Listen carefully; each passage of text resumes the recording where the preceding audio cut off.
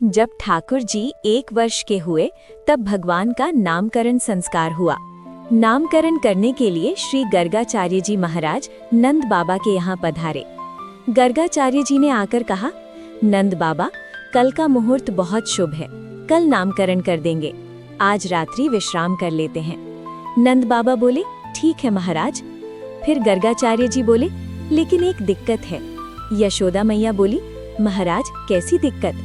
गर्गाचार्य जी ने कहा, हम किसी के हाथ का बना भोजन नहीं करते, हम स्वयं भोजन बनाकर अपने शालिग्राम भगवान को भोग लगाकर ही ग्रहण करते हैं।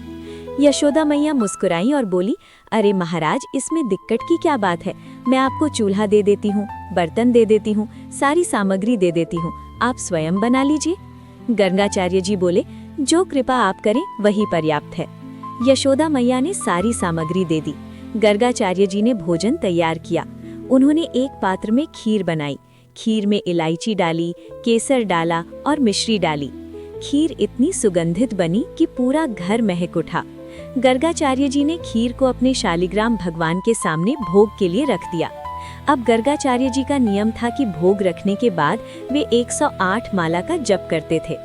इधर आंगन में ठाकुर जी बलराम जी के साथ खेल रहे थे। खेलते खेलते ठाकुर जी अचानक रुक गए। उनका मन खीर की सुगंध से ललचा गया। ठाकुर जी मन ही मन बोले, भैया, आज कोई बड़ा भक्त आया है। माँ ने कैसी स्वादिष्ट खीर बनाई है, उसमें केसर है, इलायची है, मिश्री है, बिल्कुल रबड़ी जैसी। मेरा तो मुंह में पानी आ रहा है। बलराम जी बोले, तो फिर रुको क्यों, चलो जाकर खा लो, अगर अच्छी लगे तो मुझे भी बुला लेना। ठाकुर जी बोले, ठीक है भैया। और ठाकुर जी छोटे छोटे कदमों से गुटमुन करते हुए बाहर पहुंच गए। वहां गर्गाचार्य जी ध्यान में बैठे थे। सामने भोग में रखी हुई खीर थी। ठाकुर जी ने खीर का पात्र उठाया, गोद में रखा और प्रेम से खाने लगे। खीर उनके मुंह पर लग गई, नाक पर लग गई, हाथ पांव सब सने हुए थे, पर ठाकुर जी बड़े आनंद से खीर खा रहे थे। जब गर्गाचार्य जी का जप पूरा हुआ, उन्होंने माला नीचे रखी और बोले, जय हो मेरे ठाकुर जी की। अरे, खीर कहाँ गई? तभी उनकी दृष्टि थोड़ी दूर पड़ी। ठाकुर जी हाथ पांव खीर में सने हुए मुंह पर खीर लगाए और बड़े प्रेम से खा रहे थे। उनके छोटे छोटे 2 दांत चमक रहे थे।